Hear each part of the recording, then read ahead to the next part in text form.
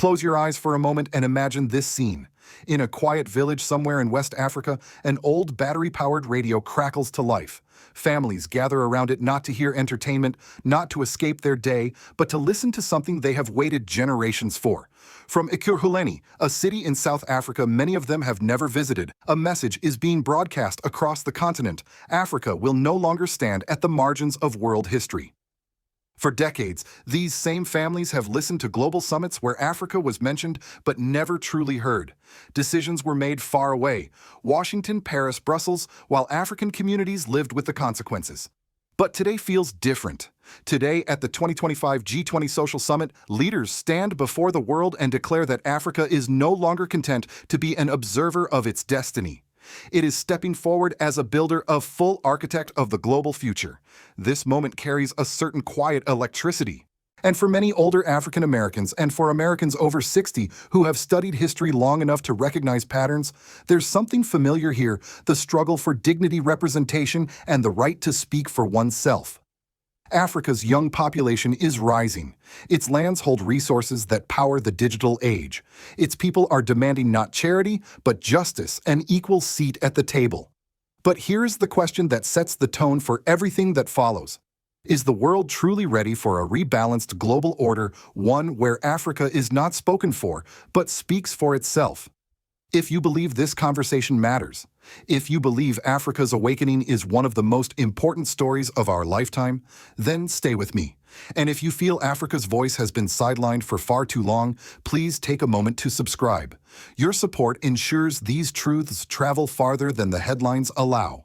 The opening words at the G20 Social Summit landed like a quiet thunder across the room. Africa's G20 Summit is a statement to the world. And with that, South Africa did not merely welcome delegates, it shifted the center of gravity. For the first time, one of the world's most powerful economic gatherings was being framed unapologetically through African eyes, African priorities, and African realities.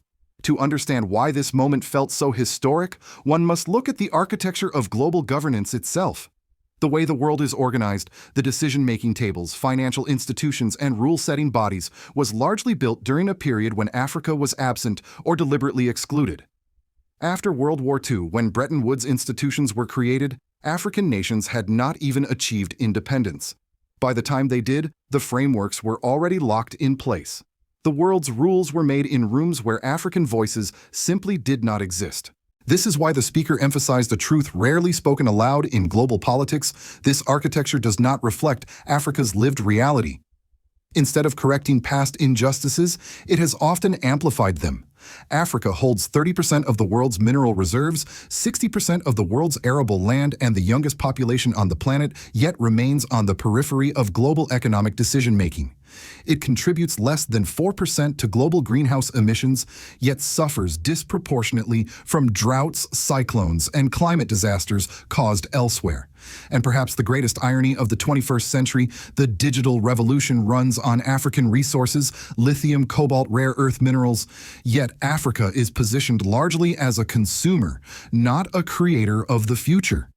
The message from the podium was clear: this is no longer acceptable. This is not a call for charity. This is a demand for justice. The speaker declared, the words echoing through the hall.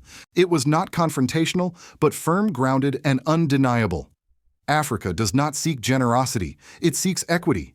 It seeks a world where partnership replaces dependency, where dignity replaces pity, where mutual respect replaces old hierarchies. And this demand for justice is backed by action, not slogans. Across the continent, programs like Agenda 2063, the African Continental Free Trade Area, and the forthcoming Decade of African Reparations are charting an entirely new direction, one where Africans write their own story. For far too long, the continent has adapted to frameworks imposed upon it, responding to crises manufactured elsewhere and accepting narratives written by others. But now Africa is insisting on authorship. It is no longer reacting. It is planning. It is designing. This shift is why hosting the G20 Social Summit in Africa on African soil under African leadership carries immense political weight. It signals that Africa is done waiting for an invitation to global leadership. It is claiming its share of that leadership, not because it wants to replace anyone, but because the global order simply cannot function effectively without Africa's voice. But the event was not only symbolic, it was practical, grounded in the everyday struggles of ordinary Africans. That is why the summit deliberately expanded the conversation beyond governments. Civil society grassroots organizations, youth networks, women's groups, and small-scale farmers were brought directly into the process. Their presence made the message even clearer: transformation is not something that can be engineered from the top down. Real change requires the guiding hand of the communities who live the realities being discussed. So the first day of the summit set the tone. Africa is not asking to be included. It is insisting on being recognized as essential. Not a problem to be solved, not a passive location for aid projects, but a continent with the resources, ideas, and population to shape the 21st century. And for many listening across Africa and around the world, this was the moment when history finally began to align with truth. As the summit progressed, the tone of the room shifted. What began as a formal gathering slowly transformed into something far more emotional, something raw, honest, and long overdue. The turning point came when the speaker declared that government alone cannot engineer the transformation Africa seeks. Those words, simple yet profound, seemed to cut through the traditional stiffness of diplomatic meetings. It was a reminder that real change comes not from boardrooms or policy papers, but from the lived realities of ordinary people. And that is when the stories began to emerge. When the conversation shifted to food security, the speaker didn't offer abstract statistics. Instead, he spoke of smallholder farmers standing on cracked soil, staring at skies that once promised rain but now betray them. These farmers are the backbone of African food systems, yet they are the first to suffer when global emissions originating far from their villages alter the climate. Their story brought a hush to the room. Then came the issue of digital transformation. Again, no jargon, no politicking, just a simple picture painted clearly: villages where a single bar of signal is considered a blessing, where children climb hills to catch enough reception to download a school assignment, where entire communities are left out of the digital revolution shaping the rest of the world. The message was unmistakable. Africa is being asked to compete in a global economy without being given the tools to participate. And when the topic turned to social protection, the tone grew even heavier. The speaker described millions of informal workers, market women, bus drivers, street vendors who labor from dawn to dusk with no safety net, no insurance, no guaranteed protection. Their entire lives hang in the balance each time a crisis strikes. These were not policy problems. These were human lives, vulnerable and overlooked.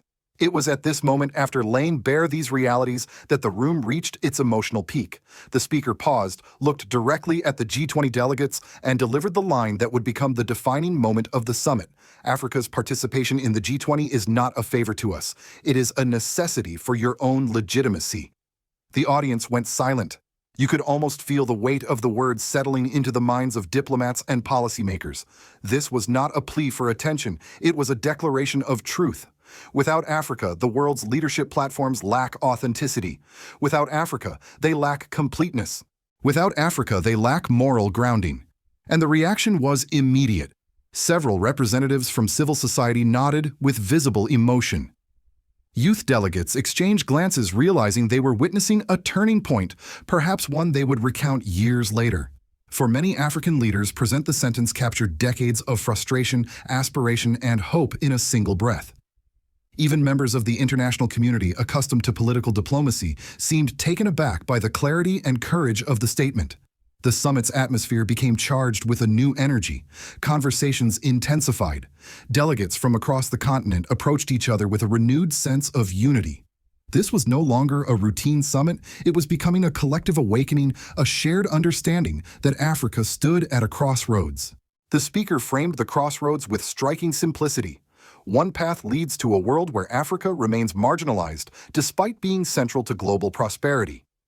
The other path leads to a restructured international system where solidarity is practiced, not preached, where equality is a lived reality, not a rhetorical ideal, and where sustainability becomes the standard for every nation, not just a slogan for speeches. And with that, the summit moved from analysis to conviction, from words to purpose, from frustration to resolve. For the first time in a long time, Africa was not responding to a global agenda, Africa was shaping it. What followed the emotional high point of the summit was a sober reflection and understanding that the declarations made in that room carried real tangible consequences for millions of people across the continent. This was not just diplomacy. It was not an exercise in political showmanship. These words would shape food on tables, opportunities for young people, stability in communities, and the sense of dignity shared by a continent long denied its rightful place in the global conversation. The speaker grounded this next phase of the summit in something deeply African, the philosophy of Ubuntu. I am because you are. This reminder was not poetic garnish. It was a political statement.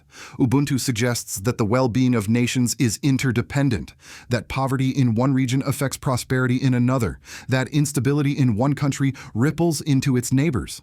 In a world increasingly polarized, unstable, and divided, Ubuntu offered a template for a more humane, interconnected form of global leadership. From this foundation, the summit turned toward the internal work happening in South Africa, work that carries profound implications for the continent.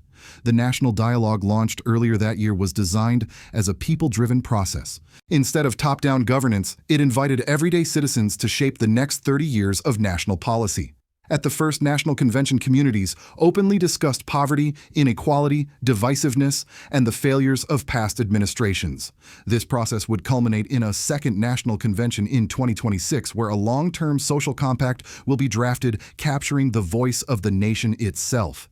The message was clear: Africa's political evolution cannot rely on old models. The people must lead it. Politically, the summit also reinforced the significance of the African Union's full membership in the G20. This is not merely symbolic. It means Africa now sits inside the room where global economic frameworks are negotiated. AU membership creates a unified continental voice capable of challenging financial systems that have intentionally or not kept African nations on the margins. For decades, global economic governance was shaped by institutions where African countries had little influence, yet experienced the harshest consequences: structural adjustment, debt traps, and the erosion of local industries. The speaker emphasized the urgent need to reform the international financial architecture, a point that resonated deeply with civil society actors. Debt relief, fairer trade terms, and sustainable financing are no longer requests. They are survival requirements for millions across the continent. Political instability, migration pressures, climate displacement, and youth unemployment all trace their roots back to unequal financial structures. Reforming these systems is not only good for Africa, it is necessary for global stability. Yet the most powerful civil consequence highlighted was the role of African youth. For the first time, young Africans, often ignored despite being the majority of the population, were delivering direct recommendations to G20 leaders. Their ideas shaped discussions on digital inclusion, green energy, job creation, gender justice, and economic transformation. This new generation is no longer waiting to inherit the future, they are claiming the authority to design it. The political and civil takeaway from the summit was unmistakable. Africa is reorganizing itself internally while asserting itself externally. It is building new frameworks of unity, demanding equity in global governance, and empowering its citizens to shape decisions that will define the next century.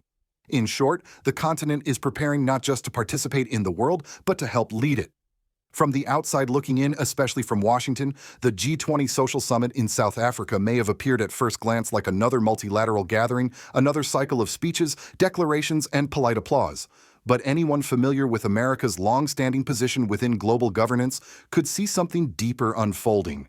The world was watching not merely because Africa was speaking, but because Africa was speaking with an unprecedented clarity that would inevitably reshape international expectations, including those placed upon the United States. For decades, institutions such as the IMF and the World Bank, where the U.S. remains the largest shareholder, have set the terms of African development. Their frameworks, built in the post-World War II era, often reflected priorities of Western economies rather than the lived realities of African citizens. So when the summit speaker declared that international financial architecture must be reformed, it was an unmistakable signal. The era of Western-led paternalism is being directly confronted. Yet the message was not anti-American. It was post-American.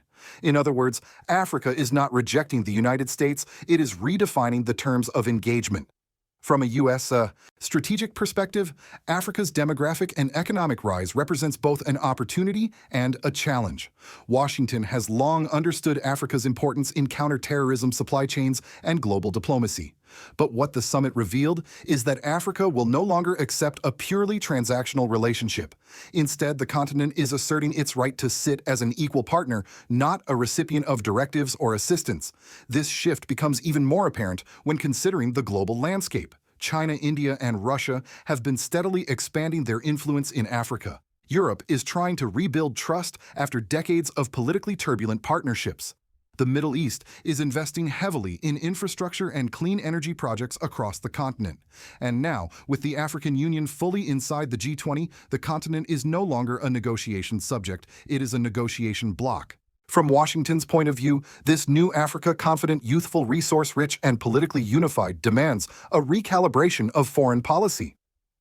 The United States can no longer rely on the old assumptions that Africa will quietly follow the lead of Western institutions. The summit made it clear Africa is choosing its partners based on respect, fairness, and sovereignty.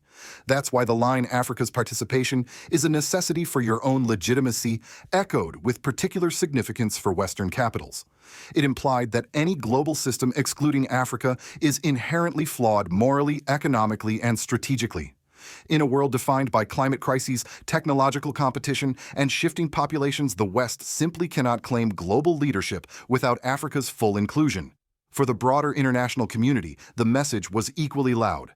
Australia, Japan, Canada, and the EU all recognize that Africa is no longer a development problem, but a geopolitical power center with its own institutional voice. The summit's emphasis on AI governance, climate justice, and economic restructuring showed that Africa was not catching up to the world, it was helping define the future of it. And woven quietly throughout the speeches was a truth many global analysts have now acknowledged: the 21st century will not be shaped in Paris, London, or Washington alone.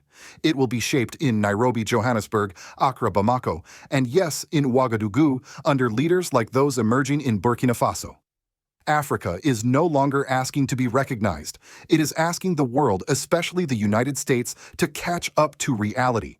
As the final sessions of the G20 Social Summit drew to a close, there was a quiet pause, a moment in which everyone seemed to understand the magnitude of what had just taken place. The speeches, the declarations, the calls for justice, all of it pointed to a truth the world can no longer ignore.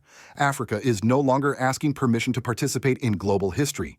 It is stepping forward to write it. And with that truth comes a warning. If the global order refuses to change, if the world continues repeating the patterns of the past, then instability, inequality, and mistrust will only deepen. A world that ignores Africa's voice cannot claim to be fair.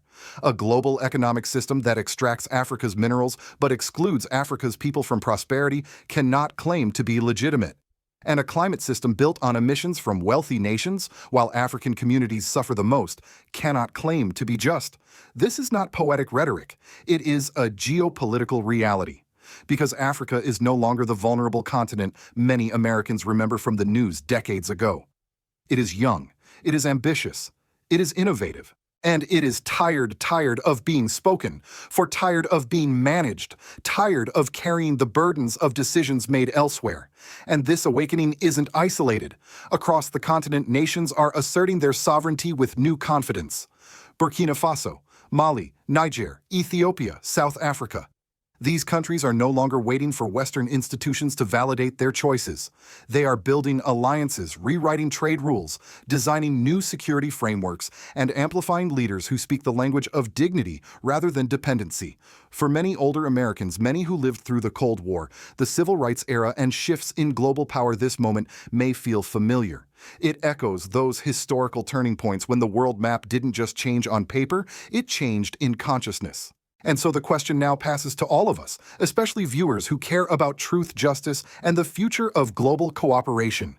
Are we prepared for a world where Africa does not stand at the door of global decision-making, but stands at the head of the table? Do you believe that leaders like Ibrahim Traore represent this new era of African sovereignty, or should the continent look beyond him towards someone else who can carry the mantle? The summit ends, but the choice does not. The world can walk backward into old hierarchies or move forward into a multipolar, more honest global future. If you've watched this far, you already understand the stakes better than most. Please share this video if you believe Africa's awakening deserves to be seen and heard, and subscribe if you truly believe that the truth is more important than the headlines. Ibrahim Traore, Burkina Faso, Africa News. 3 themes rising into the world's consciousness and reshaping the century ahead.